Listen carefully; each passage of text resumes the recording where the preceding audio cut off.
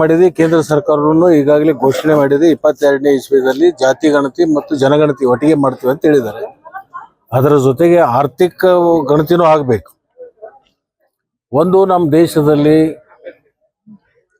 ಈ ಒಂದು ಸರ್ವೆ ಏನು ಮಾಡ್ತಾ ಇದ್ದಾರೆ, ಗಣತಿ ಏನು ಮಾಡ್ತಾ ಇದ್ದಾರೆ, ಇದರಲ್ಲಿ ಆರ್ಥಿಕವಾಗಿ ಮಾಡಬೇಕು.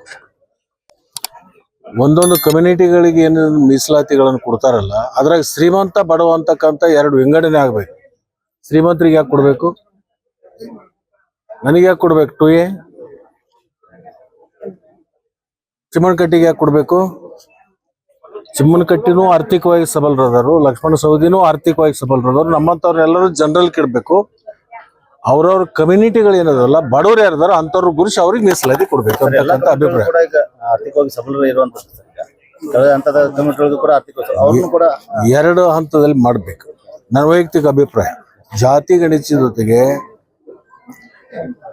ಅವರ ಆರ್ಥಿಕ ಸ್ಥಿತಿಗತಿಗಳನ್ನು ಕೂಡ ಮಾಡಬೇಕು. ಎಲ್ರಿಗೂ ಒಂದೊಂದು ಜಾತಿಗಳಿಗೆ ಎಲ್ರಿಗೂ ಕೂಡ ಮೀಸಲಾತಿ ಕೊಡೋದ್ರಿಂದ ಬಲಾಢ್ಯರನ್ನ ಅದೊಂದು ಲಾಭ ತಗೋತಾರೆ, ಮತ್ತು ಬಡವರು ಎಲ್ಲಿರ್ತಾರೆ ಅಲ್ಲೇ ಇರ್ತಾರೆ. ಇದು ನಿಜವಾಗಿ ಬಡವರಿಗೆ ಒಂದು ಅನುಕೂಲ ಆಗಬೇಕು, ಅವರು ಸ್ವಾವಲಂಬಿಗಳಾಗಬೇಕು, ಅವರಿಗೆ ಒಂದು ಸಶಸ್ತ ಆಗಬೇಕು, ತಮ್ಮ ಕಾಲ ಮೇಲೆ ತಾವು ನಿಲ್ಲುವಂತ ಒಂದು ಶಕ್ತಿ ಕೊಡ್ಬೇಕಾದ್ರೆ ಆರ್ಥಿಕವಾಗಿರ್ತಕ್ಕಂಥದ್ದನ್ನ ಗಮನದಲ್ಲಿ ಇಟ್ಕೊಂಡು ಇದನ್ನ ಮೀಸಲಾತಿ ಕೊಡ್ಬೇಕು ಅಂತಕ್ಕಂಥ ನಂದು ಅಭಿಪ್ರಾಯ. ಒತ್ತಾಯ ಮಾಡ್ತೀವಿ, ಮಾಡ್ರಿ ಅಂತ ಹೇಳಿ.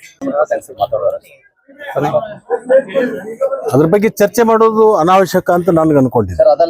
ಯಾಕಂದ್ರೆ ಅವನು ಕೊಲೆ ಆಗಿರ್ತಕ್ಕಂಥದ್ದು ಅದು ಎರಡ ಕೋಮಿನ ಮಧ್ಯೆ ಇರ್ತಕ್ಕಂಥ ದ್ವೇಷ ಮತ್ತು ಅವರ ವೈಯಕ್ತಿಕವಾಗಿರ್ತಕ್ಕಂಥ ಅವರಲ್ಲಿ ಏನೋ ಒಂದು ಹಗೆತನ ಇತ್ತು, ಆ ಹಗೆತನದಿಂದ ಆಗಿರ್ತಕ್ಕಂಥದ್ದು.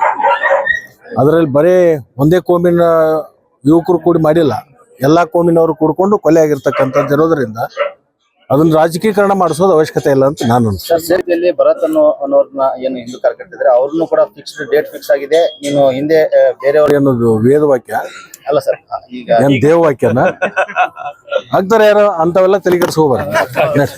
ಸಿದ್ದರಾಮಯ್ಯನವರ ಸಂಪುಟದಲ್ಲಿ ಏನಾದ್ರು ಮಂತ್ರಿಗಿರಿ ಸಿಗಬಹುದಾ ಅಂತ ನೋಡೋಣ, ಸಂದರ್ಭ ಬರ್ಲಿ, ಕಾಲ ಉತ್ತರ ಕೊಡುತ್ತೆ.